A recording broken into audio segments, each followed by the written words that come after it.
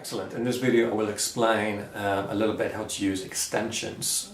So we've already seen alterations. Usual alterations are notes that we add to dominant chords to make them a bit more, to create more tension to them resolve. So we've seen how to add the flat 9, sharp 9, or flat 5 and sharp 5 or flat 13, depending on what you want to call them, and or all the other notes. In this video I actually will explain how to use the natural 9, the 11th and 13th. Usually these notes can actually be used with either major or minor chords or other type of chords we will see in a minute.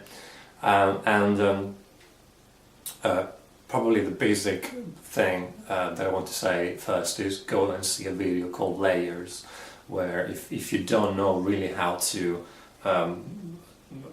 analyze, so to speak, a certain area of the fretboard, that will show you how to figure out where the notes are and the degrees are, and how to find the different layers, as I call them, that you can use to analyze a scale or notes that you use in a specific key or in a specific chord, with a specific chord, I should say.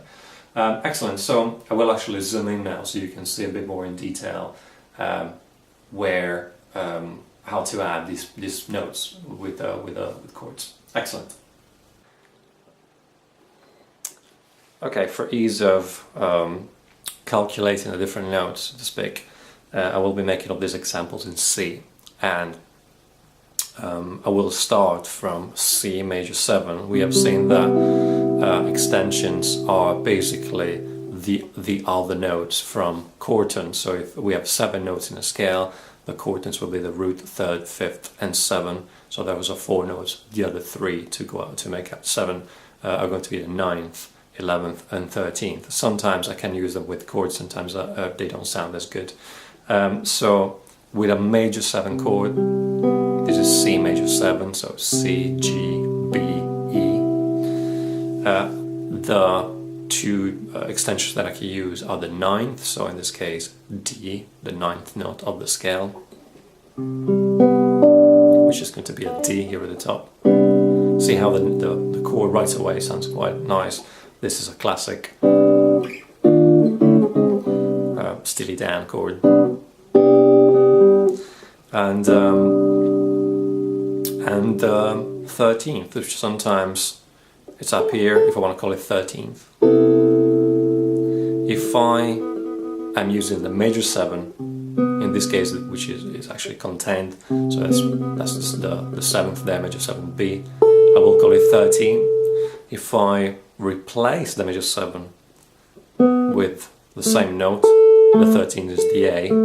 If I replace the B with the A, it will be called the 6th, and I will call, and that's kind of like an old-fashioned chord, an old-school chord, C6. Sometimes I use, even if I put that at the bottom, it sounds even more like Les Paul, like the 50s.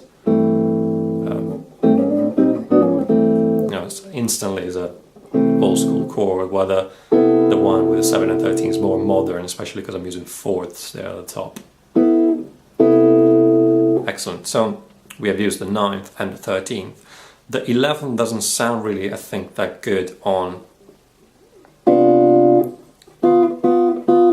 the 4th basically is not a note you should use, so to speak. Obviously you can use it melodically, not really in so it doesn't sound that good. Obviously in the right context you probably could use it.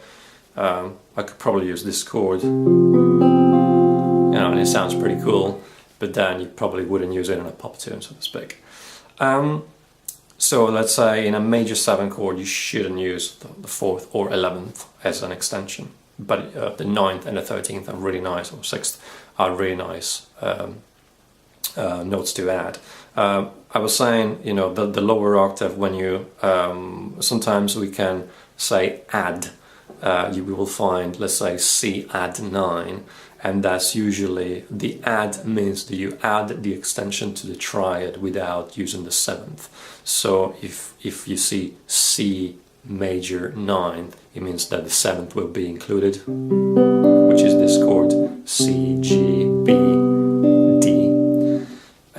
you see add 9, which is more what I consider more of a pop chord, is the triad, so C, E, G, with the ninth added on top.